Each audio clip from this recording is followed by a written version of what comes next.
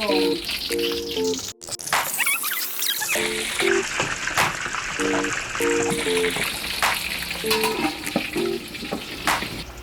o, ito na po yung ating adobo. Adobo special with egg. Sa kabila, ano to siyang binagoongan? Binagoongan.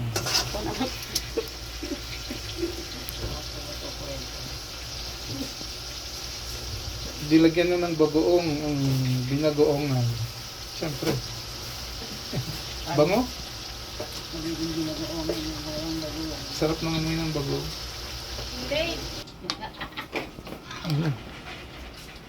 Yes. Finished product. Yes, guys. That is our adobong baboy with egg, guys. Baboy. Yes. Baboy ba? Baboy. Ang kapangalan natin sa kanya is adoboy. Baboy. Adobong baboy. Yun na po, guys. Binabaliktad na po ni Candy ang ating itong kawaling malong na may... Okay. Yummy. Oh. Wow, pumuputok-putok. Na rin naluluto ang... Ito na. Luto na yun pala, yung lechong kawali. Ito naman yung ingredient para sa pinakbet. Lutuin pa na siyang. Yan na po yung pinakbet. Bet na bet. Para sa taong walang sabit. Oh yeah!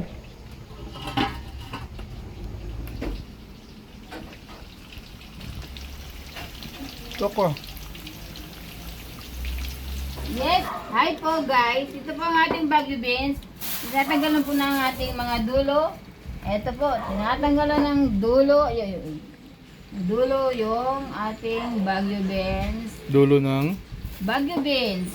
Para Walang- po ay hindi makain ng customer. Baka sabihin ng customer natin, ay ano ba to? Yun. kala ko dulo ng walang hanggan. Yes, saka ito po yung ating sitaw. Pinaganito po natin yan. Tinatanggalin po natin ang dulo. Pinahati-hati. Yan. Ganyan. Ah, expert na. Yan. Yan, ganon.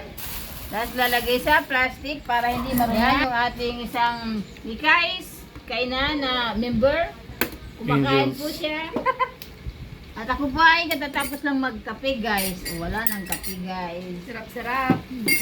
Pakilista ng kape. Ah. Ito po, lista po muna natin sa tubig. Bala na po si Ate Mick. Bilis. Aming manager. Yan po ang ating Yan pala yung sitaw. technique. Opo. Sitaw. Kailangan po ay hati-hati ng maliliit para po hindi mabulunan yung ating customer pag kumain ng sitaw.